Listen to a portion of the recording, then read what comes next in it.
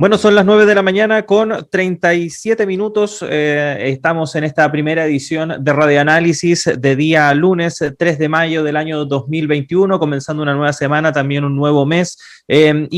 Por cierto, como siempre, en esta jornada de día lunes, como es habitual, con nuestros amigos de Fundación Sol, en esta ocasión está con nosotros la investigadora Andrea Sato. ¿Cómo estás, Andrea? Muy buenos días. Hola, buenos días, Claudio, ¿todo bien? ¿Cómo están ustedes?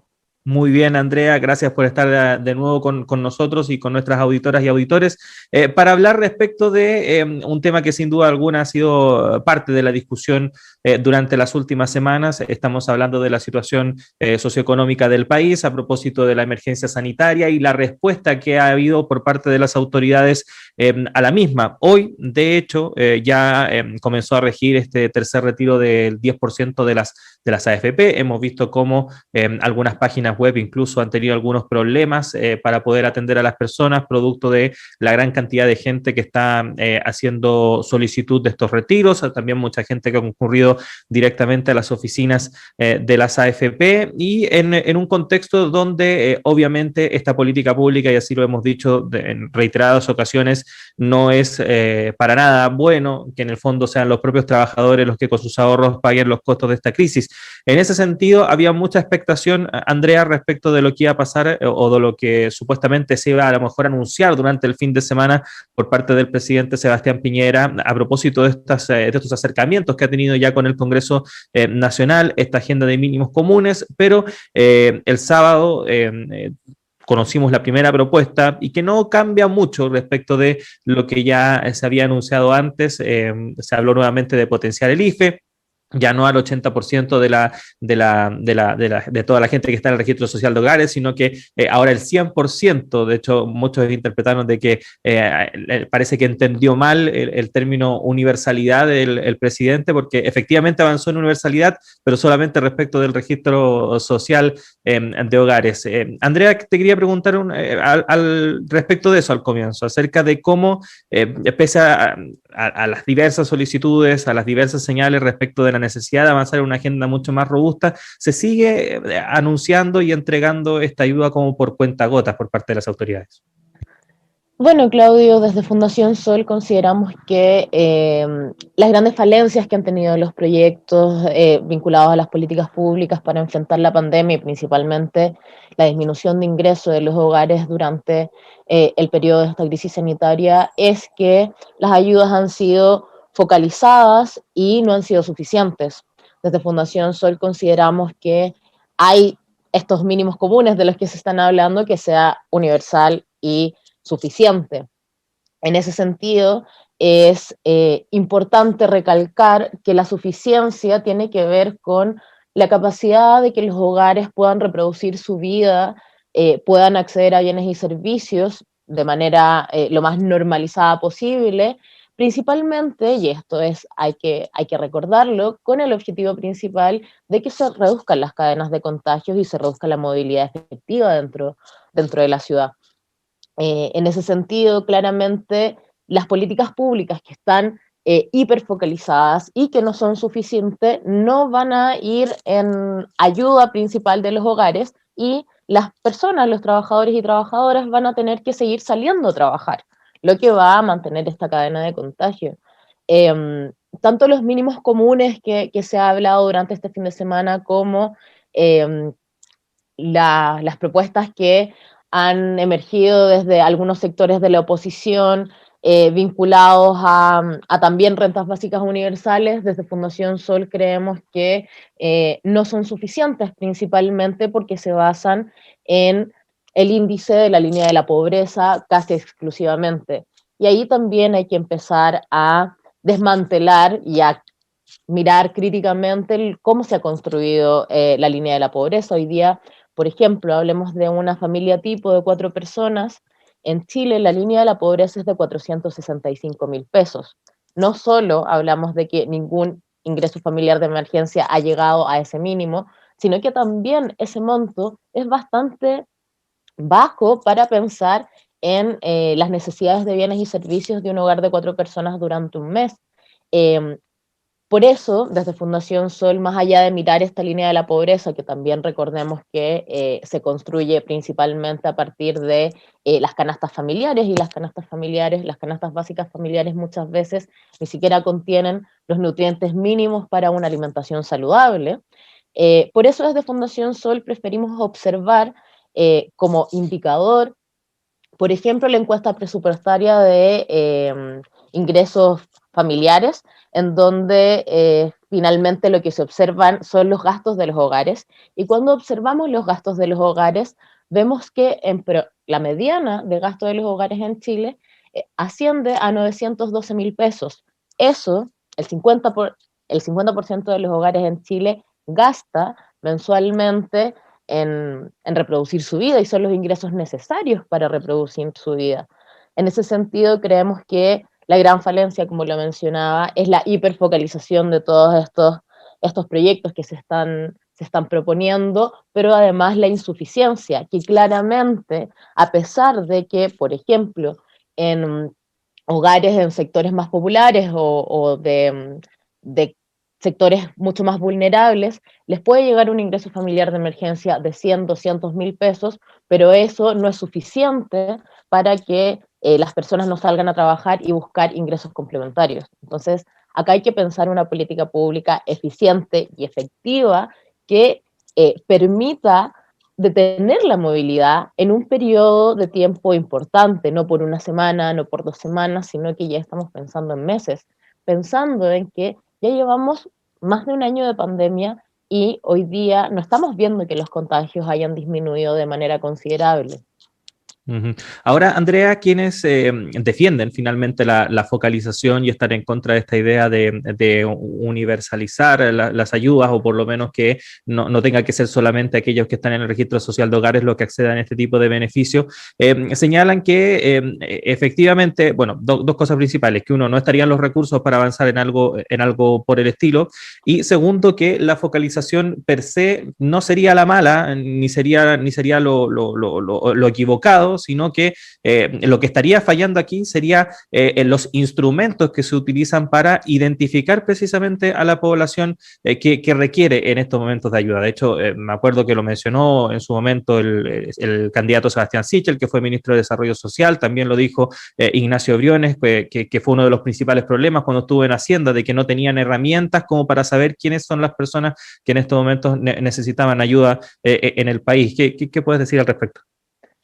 Desde Fundación Sol hemos sido claros y categóricos en eso. Creemos que es mucho mejor equivocarnos por arriba que equivocarnos por abajo. O sea, si les llega ayuda a 200.000 hogares más que tal vez no lo están necesitando porque no han visto una disminución de ingreso importante dentro de sus hogares, y les llega una ayuda estatal, bueno, preferimos que pase eso a que hayan 2 o 3 millones de hogares que no les llegue ayuda. En ese sentido, y esa es la intención de políticas universales, que a las personas les llegue real ayuda. Y también esto de que hablamos de finalmente que hay personas que no les van a llegar ayuda, es importante también establecer que las políticas en Chile muchas veces se han visto de manera individual. O sea, si tú de manera y lo vimos con el bono clase media, por ejemplo, si tú de manera individual no has disminuido tus ingresos, no te llega ningún tipo de transferencia del Estado. Pero ¿qué pasa cuando no vemos el núcleo completo, no vemos el núcleo hogar? Porque claro, en un hogar de 5 personas, por ejemplo, una persona se puede haber quedado con eh, sus ingresos normales desde el periodo 2019 hasta ahora, pero la otra persona, que era el segundo ingreso, disminuyó de manera ostensible sus ingresos, y eso dentro de la economía familiar, dentro de la economía hogar, impacta muchísimo. Entonces, desde Fundación Sol siempre hemos creído que es mejor equivocarnos por arriba que dejar a personas que realmente lo necesitan sin ningún tipo de apoyo. Y respecto, bueno, a lo que se ha hablado mucho respecto a la responsabilidad fiscal, respecto a que no hay dinero, a que es importante poder finalmente no establecer políticas públicas que vayan a empobrecer Chile. Bueno, desde Fundación Sol también hemos observado permanentemente cuáles son los números que hoy día a nivel global está teniendo Chile. Hoy día no solo es importante la recaudación urgente e inmediata de lo que se ha propuesto como el impuesto a los súper ricos, sino que además hay otras fuentes de recaudación que hoy día se pueden ocupar para subsidiar una renta básica universal de emergencia para los hogares que, como mencionaba, tuviera montos suficientes. Uno de esos, como lo mencionaba, es el impuesto a los súper ricos. Además de eso, se podría impulsar un royalty minero. Las excepciones tributarias y todos los beneficios tributarios es necesario también eliminarlos, no solo en este momento, sino que eliminarlos para siempre, principalmente porque benefician a las grandes fortunas. Y dos cuestiones fundamentales que tienen que ver con los fondos soberanos.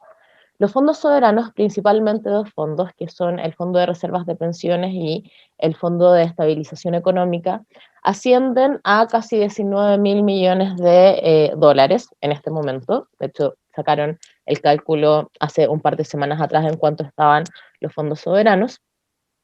Y además está algo que es sumamente importante también, que podamos no solo ver los fondos soberanos o la plata que tiene hoy día la cartera fiscal en Chile, sino que el poder de endeudamiento que tiene a nivel público Chile. Hoy día, países que tienen similares Productos Internos Brutos que el chileno, como hemos dado estos ejemplos como Croacia y Uruguay, están casi al doble o al triple de endeudado de lo que está Chile. Entonces, también aquí hay una posibilidad de endeudamiento que tiene el país con una carga fiscal responsable, entendiendo que Chile a nivel global, en el mapa, es uno de los países que tiene menor deuda pública y que en el contexto en el que estamos, casi la mayoría de los países han utilizado la deuda pública para transferencias directas de los hogares porque se entiende que esta crisis sanitaria es inédita y es la peor que hemos tenido en 100 años. Entonces, tampoco hace sentido que el gobierno de Chile no utilice ni los fondos soberanos ni utilice mecanismos y herramientas como la deuda para finalmente establecer transferencias directas a los hogares. Bueno, y claro, está la discusión más de fondo, que es lo poco que recauda el sistema tributario en Chile y cómo se graban principalmente los hogares a partir del IVA y no a las grandes fortunas. Es un sistema tributario bastante regresivo, Claudio. Entonces, ahí hay una discusión que es principalmente ideológica y que hay que hablarla y que hay que discutirla no solo en el periodo de crisis, sino que una reforma tributaria en Chile es fundamental para principalmente la redistribución real de la riqueza.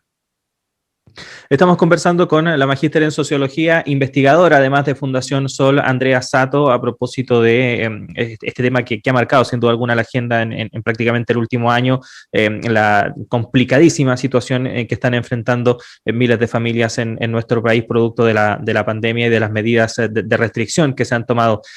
Andrea, bueno, estamos en fechas, o por lo menos este fin de semana se conmemoró una fecha muy, pero muy importante, que es el Día Internacional de las Trabajadoras y los Trabajadores, el pasado 1 de mayo.